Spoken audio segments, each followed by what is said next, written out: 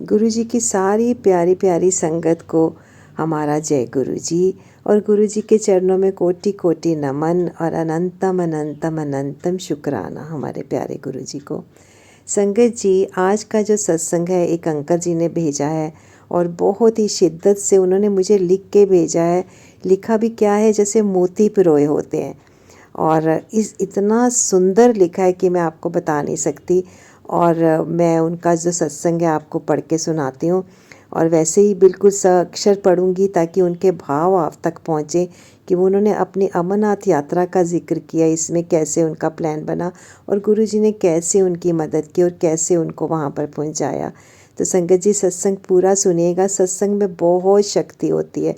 जो भी सत्संग आपके सामने आए आप उसको ज़रूर सुने, और यही गुरु जी का मैसेज होता है, और सबका गुरु जी कल्याण करते हैं। चलिए शुरू करते हैं। मैं अपनी आवाज़ में उनका सत्संग आपको पढ़ के सुनाती हूँ जैसे उन्होंने लिखा है, और बहुत ही neat and clean hand writing है उनकी, और गुरु जी का आशीर्वाद है उनके ऊपर। इतनी सुंदर हैंड राइटिंग मैंने आज तक नहीं देखी। तो मैं उनका सत्संग शुरू करती हूँ। जय गुरु जी। जय गुरु जी। ओम नमः शिवाय। शिव जी सदा सहाय। ओम नमः शिवाय। गुरु जी सदा सहाय। गुरु जी का अनंतम अनंतम शुक्राना। जो दिया उसका भी शुक्राना और जो नहीं दिया उसका भी शुक्राना। गुरु जी बोलते हैं अपना सत्संग शुरू से शुरू करें। अब मैं सत्संग शुरू करता हूँ। जय गुरु जी। संगत जी, मैं अपना नाम गुप्त रखना चाहता हूँ। जैसे गुरु जी कहते हैं, जैसे कोई संगत दान दे तो उसे गुप्त रखना चाहिए। मुझे गुरु जी का मैसेज आया था कि अपना सत्संग शेयर कर। संगत जी, मैं एक इलेक्ट्रीशियन हूँ और मैं रोज़ की तरह अपना काम करने के लिए पंजाब ज़ीरकपुर गया हुआ था। मेरे दोस्त अंकल का फ़ोन आया और वो बोले कि क्या आपको अमरनाथ जाना है। मैंने बिना कुछ सोचे समझे हाँ बोल दिया, और अगले दिन मैं चंडीगढ़ मनी माजरा में हॉस्पिटल चला गया और जाकर बोला कि मैंने डॉक्टर को कि मुझे अमरनाथ जाना है, मुझे फॉर्म दे दो। और मैंने फॉर्म लिया और सभी टेस्ट करवा लिए। अब टेस्ट करवाने के बाद मुझे टेस्ट की रिपोर्ट डॉक्टर को चेक करवानी थी, और जिस नंबर कमरे में रिपोर्ट दिखानी थी उसमें डॉक्टर नहीं था। मेरा दोस्त अंकल गुरुजी के कांटेक्ट में नहीं था, लेकिन मेरे दोस्त की मम्मी आंटी जी गुरुजी को मानती थी, और मेरे दोस्त अंकल को बोलती थी कि ये गुरुजी का मैसेज के माध्यम से बात करते हैं। मेरे दोस्त अंकल जी गुरुजी को मानने लगे थे। मैं डॉक्टर का आने का वेट कर रहा था, तभी मेरे दोस्त अंकल वहां आए और बोले हमारे पास टाइम नहीं है। संगत जी, माफ़ करना अगर सत्संग सुनाते समय मुझसे कोई गलती हो जाए। गुरुजी तो मुझे माफ़ करना। मैं पहली बार अपना सत्संग नोटबुक में लिखकर गुरुजी के संगत अंकल या आंटी जी को व्हाट्सएप नंबर पर भेज रहा हूँ। कोई गलती हो तो मुझे माफ़ करना। अब मैं सत्संग आगे सुनाता हूँ। मैं और मेरा दोस्त अंकल डॉक्टर को ढूंढ रहे थे क्योंकि उनसे साइन जो करवाने थे और उसे चंडीगढ़ 22 सेक्टर में जमा करवाना था। हम बहुत लेट हो गए थे, तो हॉस्पिटल से मेरे दोस्त अंकल के अंकल थे जिसने जल्दी से हमारे फॉर्म पर साइन करवा दिए। डॉक्टर ने कुछ नहीं देखा और साइन कर दिए, जैसे शिवजी महाराज मुझे खुद अमरनाथ बुला रहे हों। डॉक्टर अंकल के साइन होने के बाद डॉक्टर से भी ऊपर जो प्रोफेसर डॉक्टर होता है उसके पास साइन होते होते वो भी करवाने थे, पर वो छुट्टी करके जा चुकी थी। वो एक आंटी डॉक्टर थी। अगले दिन हम फिर से गुरु गए और हमने साइन करवा लिया और फॉर्म लेके चंडीगढ़ चले गए। विधि का विधान देखिए संगत जी। वहाँ जो मैडम बैठी थी उन्होंने मेरे फॉर्म पर मेरे दोस्त अंकल के पिता का नाम लिख दिया, और मेरे दोस्त अंकल के फॉर्म पर मेरे पिताजी का नाम लिख दिया। जब हमने देखा तो हमने उनको नाम बदलने के लिए बोला, तो उन्होंने बोला अब ये नहीं बदल सकते और ना ही ये कैंसिल हो सकता है।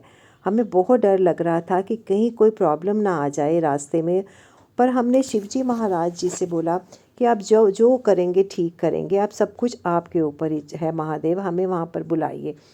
हमें 18/1/2023 की डेट मिली थी, यानी कि 18 जनवरी की, और हमने रेल की टिकट बुक करवानी थी। रेलगाड़ी की अम्बाला से जम्मू जानी थी। हमने चंडीगढ़ से अम्बाला जाना था। मेरे ससुराल अम्बाला में थे, तो मैं 12 तारीख दोपहर को अपनी वाइफ और अपनी 1 साल की बेटी के साथ ससुराल चला गया। उस टाइम संगत जी दिल्ली, अम्बाला, चंडीगढ़ और पंजाब में बहुत बारिश पड़ी थी और बहुत सी सड़कें पानी में भरी हुई थी। सब कुछ डूबा हुआ था। बहुत सारी रेलगाड़ियां रद्द हो चुकी थी। हमें डर था कि कहीं हमारी रेलगाड़ी भी कैंसिल ना हो जाए। मैं तो अपने ससुराल में था, लेकिन मेरा दोस्त चंडीगढ़ में था। मैंने उनको कॉल की और बोला कि आप घर से निकलो और अम्बाला पहुँचो। अम्बाला के पास एक नदी से बारिश का जमा पानी छोड़ना था। अगर वो पानी छोड़ दिया जाता तो मेरे दोस्त अंकल चंडीगढ़ से अम्बाला नहीं आ सकते थे और वो रास्ते में ही फंस जाते। चलो, जैसे तैसे वो अपने घर से चंडीगढ़ से निकल गए और अम्बाला करीब रात को 10:30 बजे अम्बाला कैंट रेलवे स्टेशन पहुंच गए और वहीं बैठे रहे। रेलगाड़ी का टाइम 12:30 बजे का था। मैं अपने ससुराल में था। मैंने अपने दोस्त अंकल को अपने ससुराल आने को कहा और कि अभी टाइम है, वहाँ आ जाओ, पर मेरे दोस्त ने मना कर दिया और वो वहीं रेलवे स्टेशन पर खड़े रहे। रात को जब रेलगाड़ी का टाइम हुआ तो मेरे ससुर और मेरे साला मुझे मेरे घर से अम्बाला स्टेशन छोड़ने चले गए, जो कि 4 किलोमीटर था। हम वहाँ पहुँचे तो पता चला कि रेलगाड़ी किसी भी रेल ट्रैक पर आ सकती है। 12:30 बजे तो रेलगाड़ी नहीं आई और हमें लगा रेलगाड़ी रद्द हो गई। लेकिन मेरे दोस्त अंकल फ़ोन ऐप पर रेलगाड़ी को ट्रैक करते जा रहे थे। रेलगाड़ी को आना 12:30 था, पर रेलगाड़ी 2:30 बजे आई। हम जैसे तैसे करके रेलगाड़ी स्टेशन पर खड़े रहे और जब रेलगाड़ी अम्बाला पहुंची तो हम उसमें बैठ गए और मेरे ससुर जी और मेरे साला वापस घर चले गए। मुझे टेंशन हो रही थी कहीं पकड़े ना जाएं, क्योंकि हमारे फॉर्म पर पिता का नाम अदला बदली हो गया था। संगत जी, आपको पता है, वैसे फॉर्म का नाम बदल गए थे, फिर भी हम शिवजी का नाम लेकर बैठे रहे और हम जम्मू पहुंच गए और अपना फॉर्म जमा करवाना था। हमें एक आईडी कार्ड मिला जिसे गले में डालना था जब तक अमरनाथ यात्रा नहीं पहुंचते, और हमें वहां से एक सिम भी लेना था क्योंकि हमारी सिम बंद हो गई थी। जम्मू में हमने सिम ले ली और हमने बस पकड़ी और भगवती नगर पहुंचे तो पता चला कि हम जल्दी आ गए हैं। हमें तो 18 को पहुंचना था, पहलगांव पहुंचना था। हम 13 तारीख को ही भगवती नगर पहुंच गए और वहां फौजी आगे हमें जाने नहीं दे रहे थे। हम बहुत परेशान हुए। पास ही एक शिव मंदिर था। हमने वहाँ पर लंगर खाया और सोचने लगे क्या करें, अब इतने दिन यहाँ क्या करेंगे। मेरे दोस्त अंकल एक सलाह दी, छुट्टी लेकर आए हैं और उनको डर था कि कहीं लेट ना हो जाए घर जाने में। मेरे दोस्त अंकल ने फौजी अंकल को हाथ जोड़े और उन्होंने हमें आगे जाने दिया। हम आगे एक आश्रम में रुके जो आसाराम बापू का था। मैं आसाराम बापू को नहीं मानता क्योंकि तब वो जेल में थे और अब भी हैं। मुझे संगत जी माफ़ करना, मैं सिर्फ शिव जी को मानता हूँ। अब हमारे पास कोई और रास्ता नहीं था, जो हमें आश्रम में रुकना पड़ा और हमें वहाँ 1.5 दिन वहाँ रुके। मेरे एक और दोस्त ने चंडीगढ़ से जम्मू आना था, उसकी टिकट हमसे एक दिन पहले ही थी। हमारी 18 की थी तो उसकी 17 की थी। 15 या 16 की रात को वो पहुंच गए और हमारे पास जब उनको पता चला कि हमने 18 को पहुंचना था तो वो बहुत परेशान हुए। उनकी CTU में सरकारी जॉब है और वो बस कंडक्टर थे। वो इधर उधर घूमने लगे। उन्होंने एक बस वाले अंकल से बात कर ली और बस को 3 बजे चलना था और उनको इस सारी सेटिंग करते हुए एक दिन लग गया। हम आश्रम में 2 दिन रुके और कंडक्टर अंकल को शायद एक दिन और रुकना पड़ा था। चलो, अंकल थके हारे थे तो वो सो गए। हम अपना फ़ोन चला रहे थे, हमें नींद नहीं आ रही थी संगत जी। जैसे ही सुबह की 3 बजने वाले थे तो हमने कंडक्टर अंकल को उठाया तो वो नहीं उठे और हम भी बैठ गए। जब 4:50 का टाइम हुआ तो अंकल उठे और बोले कि मुझे क्यों नहीं जगाया संगत जी। हमने कहा कि आप सो रहे थे, आप नहीं उठे, और वो बोलने लगे हमें अंकल ने बस वाले अंकल को फ़ोन किया तो बस निकल पड़ी। बस निकली नहीं थी क्योंकि 150 बसें निकलनी थी। पहलगाम में भीड़ बहुत थी, हम इसलिए बस फंसी थी। हम भी टाइम देखकर बस में चढ़ गए। मेरा दिल घबरा रहा था कहीं पकड़े ना जाएं। शिवजी का नाम लिए जा रहे थे। बस में बैठ गए। बस को 235 किलोमीटर जाना था। आश्रम से पहलगाम 235 किलोमीटर था। सुबह का टाइम था और सूरज देवता अभी उठे नहीं थे। जब सुबह हुई तो एक दिन चढ़ा तो हम क्या देखते हैं, जगह जगह फौजी अंकल खड़े हैं क्योंकि जम्मू कश्मीर में आतंकवादी वगैरह का बहुत डर रहता है। आपको पता है संगत जी, कश्मीर का हाल तो कश्मीर गया है, जो गया है वो ही जानता था। अमरनाथ बस दोपहर को एक लंगर भंडारा के पास रुकी। भीड़ बहुत थी। 150 बसें चल रही थी। 2 या 3 बसें छोड़कर एक गाड़ी फौजी अंकल की थी, जो बड़ी सावधानी से शिवजी के भक्तों को पहलगाम ले जा रहे थे, ताकि रास्ते में कोई दुर्घटना ना हो जाए। हमने जल्दी से लंगर किया और अपनी बस ढूंढी और उसमें बैठ गए। बस शायद 2 बार रुकी होगी लंगर के लिए। मैं पहली बार जा रहा था अमरनाथ, तो मेरे दोस्त भी पहली बार जा रहे थे। कश्मीर के पहाड़ों का नज़ारा देखकर मन में बहुत खुशी थी कि हम शिवजी महाराज के दर्शन करने जा रहे हैं। जब 150 बसें एक साथ चल रही थी रास्ते में, तो फौजी खड़े थे। वो 150 बसों को जाने दे रहे थे, लेकिन जो कार और बसें आगे से नहीं आ रही थी उनमें रोक रहे थे। फौजी बड़ी ही सावधानी से बसों को चेक कर करके आगे भेज रहे थे, और लोग भी बसों को हाथों से बाय बाय कर रहे थे। हम भी बाय बाय कर रहे थे। शाम को बस पहलगाम पहुंची। हमें बस में कम से कम 8 से 9 घंटे हो गए थे। अब हम पहलगाम पहुंचे। अब डर लग रहा था कि कहीं पकड़े ना जाएं। हमारी टिकट पर तारीख लेट की थी और हम जल्दी बसों में चढ़ चुके थे, और हम चोरी से बैठ के पहलगाम जा रहे थे।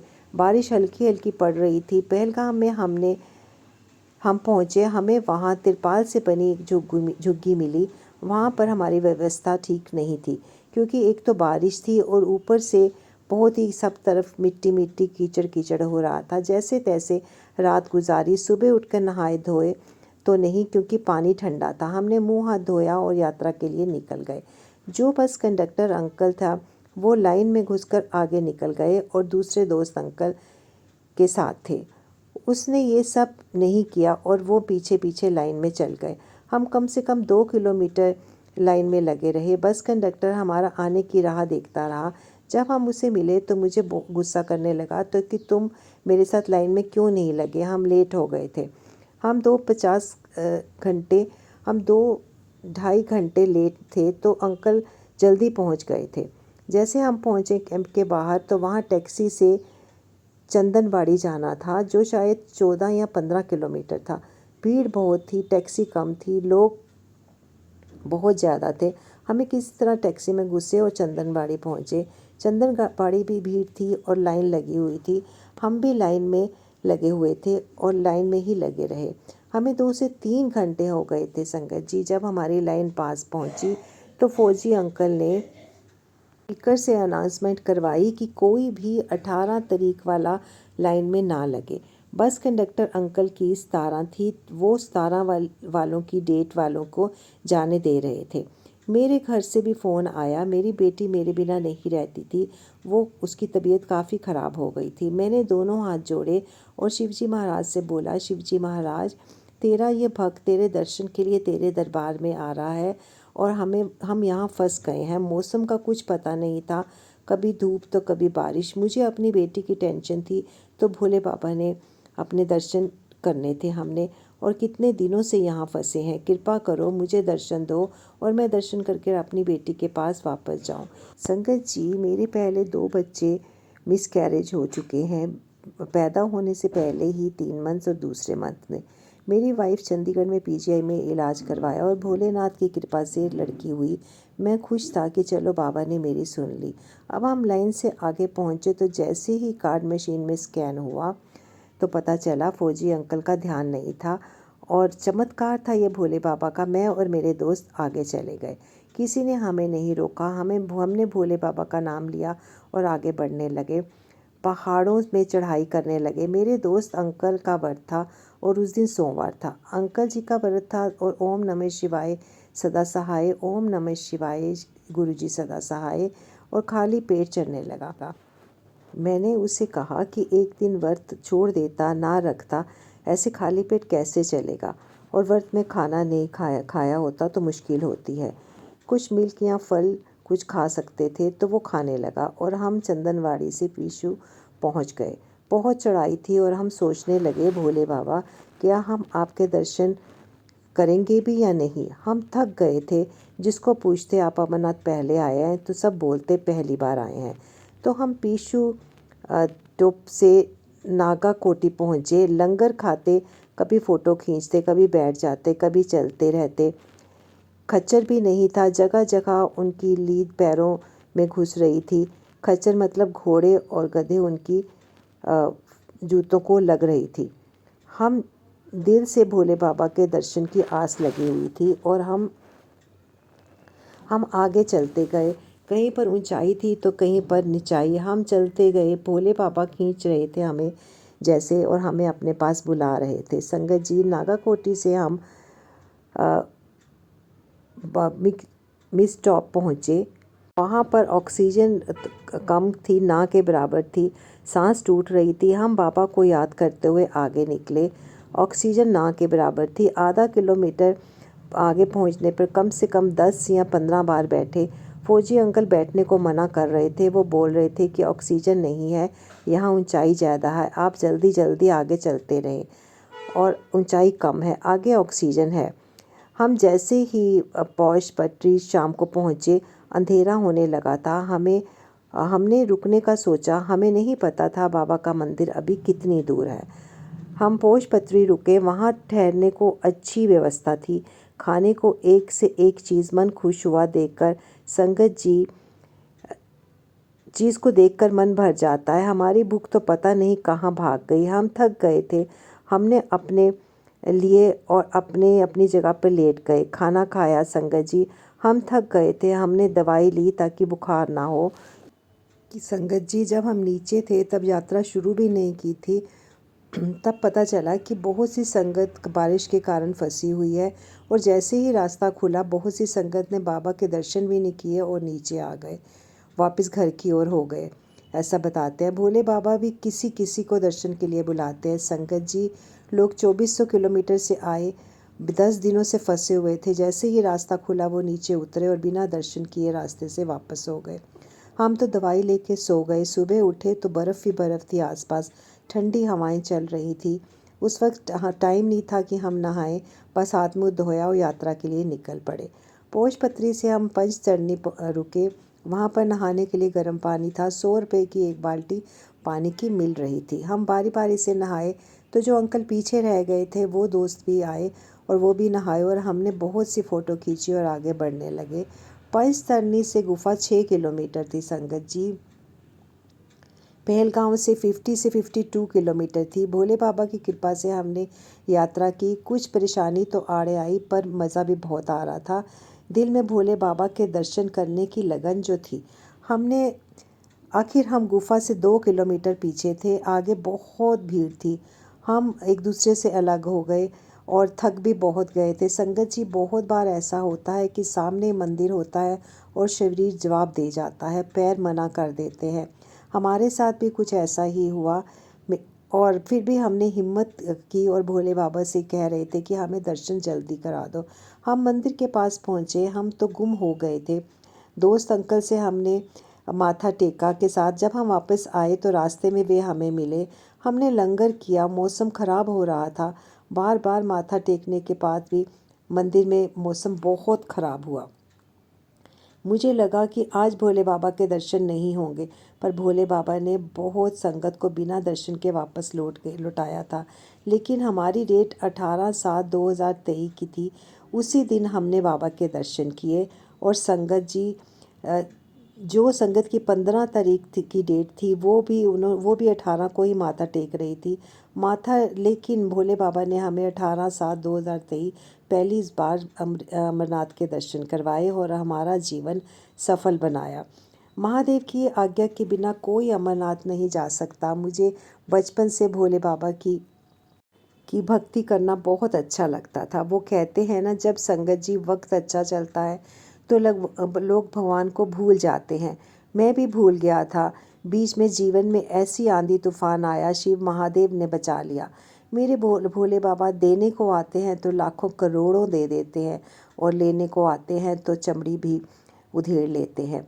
मेरा एक भजन बहुत अच्छा लगता है मुझे संगत जी। शायद ये भजन भोले बाबा की किसी संगत के लिए मैसेज में भेज रहे हैं। भजन है, ऐसी सुबह न आए ऐसी शाम, जिस दिन जुबा पे मेरे न आए शिव जी का नाम। मैंने और मेरे अंकल ने भोले बाबा के दर्शन किए और 20 तारीख को हम वापस चंडीगढ़ पहुंच गए।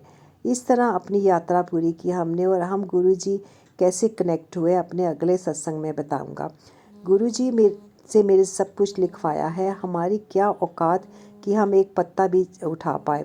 संगत जी, सत्संग लिखते हुए कोई भी गलती हो जाए तो माफ़ करना, गुरुजी हमें माफ़ करना। जय गुरुजी। ओम नमः शिवाय। शिवजी सदा सहाय। ओम नमः शिवाय। गुरुजी सदा सहाय। जय गुरुजी। संगत जी, ये सत्संग सा जो अंकल जी ने मुझे भेजा था, आप सुनिए। आप सत्संग पूरा सुने संगत जी, उसी में कृपा है। कैसे अंकल जी को गुफा पर पहुंचाया, अमरनाथ के दर्शन करवाए। जय गुरुजी। जय संगत जी।